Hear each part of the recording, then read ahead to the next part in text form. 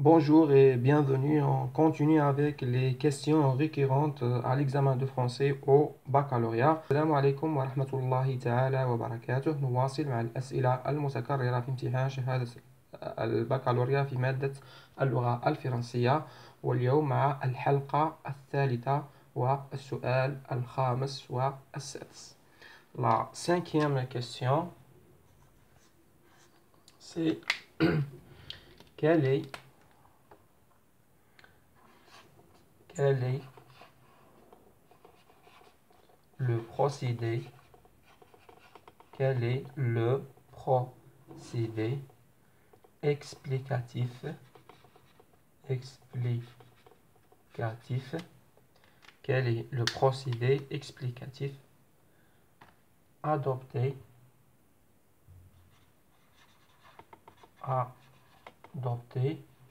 dans cet énoncé par exemple.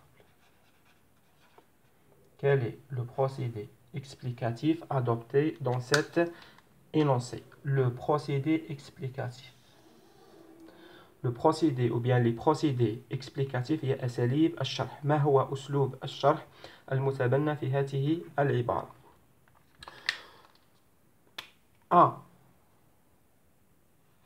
Est-ce que c'est une définition? B.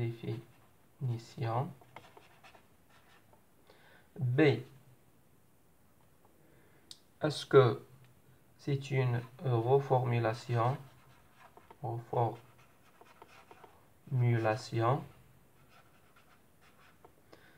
C. Est-ce que c'est une énumération?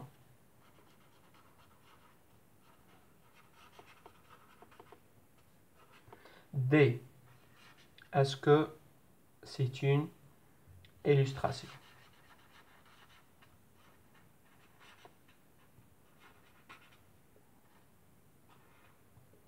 Oui, ce sont des procédés explicatifs. يعني أساليب شرح. Quel est le procédé explicatif adopté dans cet énoncé? La question, bien sûr. Choisissez la bonne réponse. Choisissez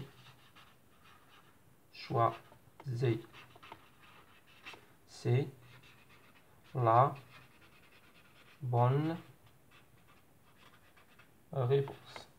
Choisissez la bonne réponse. يعني اختر الإجابة الصحيحة. C'est quoi la définition? La définition هو تعريف. هل في هذه العبارة الكاتب أعطى لنا تعريف؟ Est-ce que c'est une reformulation? هل الكاتب أعاد صياغة عبارة ما؟ Est-ce que c'est une énumération? هل الكاتب قام بتعداد مجموعة من الأشياء؟ Est-ce que c'est une illustration? هل الكاتب أعطانا مثال؟ Je répète, la définition تعريف. الكاتب أعطى تعريف. Reformulation أعاد صياغة عبارة.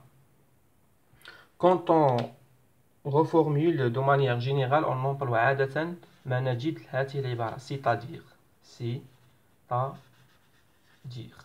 إذا وجدنا هذه العبارة فهذا يعني بأن الإجابة الصحيحة هي reformulation. Le procédé explicatif c'est reformulation. Quand on reformule, on emploie c'est-à-dire. نستعمل هذه العبارة بمعنى. إذا استعملناها فهذا يعني أنه يتعلق الأمر بإعادة صياغة عبارة ou bien une reformulation.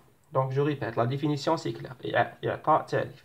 La reformulation généralement عادة ما نستعمل c'est-à-dire. Une énumération. L'énumération هي تعداد مجموعة من الأشياء. Par exemple, dans cette salle, il y a des tables, des chaises, un bureau, un tableau, des élèves et un professeur. يعني عددنا الأشياء الموجودة في القسم. C'est une énumération. Oui, à l'énumération, on mentionne plusieurs éléments. نذكر مجموعة من الأشياء الموجودة في مكان ما أو المكونة لشيء ما. L'énumération تعداد. Illustration, c'est donner un exemple. إعطاء مثال أو مثالين. إعطاء مثال. L'illustration veut dire exemple. Ce sont les procédés explicatifs récurrents, bien qu'ils sont beaucoup utilisés. La définition, reformulation, énumération et illustration. Je vous donne un exemple. Regardez comme مثال. Par exemple,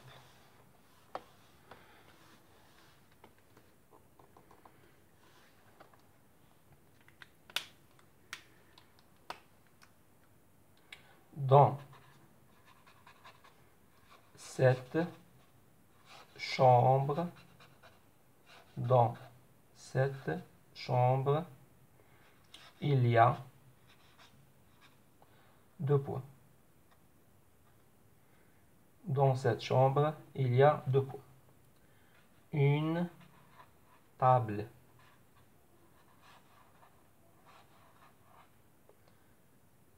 Dans cette chambre, il y a une table.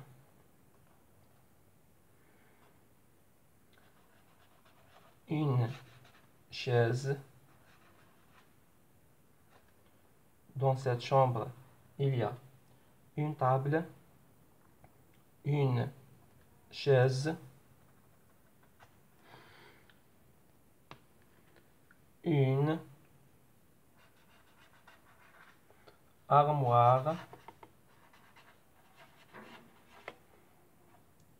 et un porte-manteau par exemple. Et un porte-manteau.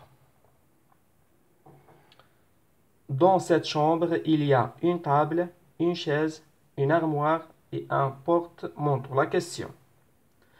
Les deux points expriment une définition, une reformulation, une illustration ou bien une illustration. Une définition, une reformulation, une énumération ou bien une illustration. La bonne réponse, c'est les deux points dans cet énoncé expriment une énumération. Pourquoi c'est une énumération? Parce qu'on a énuméré les éléments qui se trouvent dans la chambre. لأننا ذكرنا الأشياء الموجودة في الغرفة. Dans cette chambre, il y a une table, طاولة, une chaise, كرسي, une armoire, خزانة et un porte-manteau. الملابس. Donc, on a énuméré les éléments qui se trouvent dans cette chambre et c'est une énumération. Si on dit par exemple, إذا قلنا على سبيل المثال, dans cette chambre, il y a plusieurs choses. Dans cette chambre, il y a plusieurs choses. Deux points, une table, une chaise, etc. في هذه الحالة. Dans cette chambre, il y a plusieurs choses. Deux points, une table, une chaise, etc. etc. Dans ce cas, le procédé explicatif employé dans cette phrase, c'est une illustration. C'est une illustration. يكون مثال لأننا لم نعدد جميع الأشياء الموجودة في الغرفة. ذكرنا عنصرين فقط. C'est une illustration. إذا ذكرنا جميع العناصر فهذا يتعلق بتعداد مجموعة من الأشياء. إذا ذكرنا جزء فقط من العناصر فهذا يتعلق بمثال. Je répète. Lorsqu'on mentionne tous les éléments, il s'agit d'une énumération. Lorsqu'on mentionne quelques éléments, il s'agit d'une illustration. إذا ذكرنا جميع العناصر فهذا يتعلق بتعداد énumération. إذا ذكرنا جزء فقط من العناصر عنصر واحد أو عنصرين c'est une illustration. مثال. Quand on dit par exemple إذا قلنا على سبيل المثال dans cette chambre il y a plusieurs choses. Dans cette chambre il y a plusieurs choses. C'est-à-dire la chambre est pleine. Dans cette chambre, il y a plusieurs choses, c'est-à-dire la chambre est pleine. Dans cet énoncé, on a exprimé une reformulation. Pourquoi on a employé c'est-à-dire. C'est-à-dire. Je répète. Les procédés explicatifs. La définition, c'est clair. On donne une définition. نقدم تعريف. Reformulation, on reformule. Généralement, on emploie c'est-à-dire. عادة ما نستعمل c'est-à-dire. Énumération, c'est mentionner tous les éléments. ذكر جميع العناصر. Illustration, c'est mentionner quelques éléments ou bien un seul élément. Ce sont les procédés explicative et c'est la 5e question. Je passe maintenant à la 6e question. أمر إلى السؤال السادس. La 6e question. La 6e question, à quoi? À quoi? Et parfois, à qui? À quoi et parfois à qui? Renvoie. À qui? Renvoie. Pardon. À qui? Renvoie. À qui renvoie les pronoms? À qui renvoie les pronoms soulignés? À quoi ou bien à qui renvoie les pronoms soulignés? Veut dire quoi? إلى ماذا ولا إلى من يعود أو تعود الضمائر المسطر عليها. Par exemple, les pronoms soulignés ضمائر المسطر عليها c'est il, elle avec S et par exemple E. هذه الضمائر المسطر عليها. À titre d'exemple. C'est un exemple seulement. À qui, à quoi renvoie les pronoms soulignés. إلى ماذا يعود الضمير المسطر عليه. هذا النوع من الأسئلة. الإجابة على هذا النوع من الأسئلة نرى جنس وعدد هذا الضمير. Par exemple, il, c'est un nom. Pardon, il, c'est un pronom masculin singulier. ضمير مذكر مفرد. Elle, c'est un nom féminin pluriel. C'est un nom féminin pluriel. اسم مؤنث في الجمع. E, c'est un nom masculin pluriel. اسم مذكر في الجمع. للإجابة على هذا السؤال نعود إلى الكلمات التي تكون قبل هذا الضمير. دائما نبحث عن الكلمات التي تكون قبل هذا الضمير. مثلا هذا الضمير موجود هنا il وهذه هي الجملة. نعود إلى الكلمات الموجودة قبل هذا الضمير ونبحث مثلا il نبحث عن اسم مذكر مفرد. elle نبحث عن اسم مؤنث في الجمع. E نبحث عن اسم مذكر في الجمع. هذه الطريقة التي نجيب بها على مثل هذه الأسئلة. لما يقول لي ما هي الأسماء أو إلى ماذا يعود الضمير المسطر عليه، دائما نبحث الكلمات التي المكتوبة قبل هذا الضمير. إذا كان ضمير مذكر نبحث عن اسم مذكر، إذا كان ضمير مؤنث نبحث عن اسم مؤنث وهكذا. Je suis arrivé à la fin de cette vidéo. وصلت إلى نهاية هذا الفيديو. إذا كان لكم استفسار اتركوه في تعليق وسوف أجيبكم بإذن الله تعالى. إلى فيديو آخر أستودعكم الله الذي لا تضيع ودائعه وسلام الله تعالى عليكم.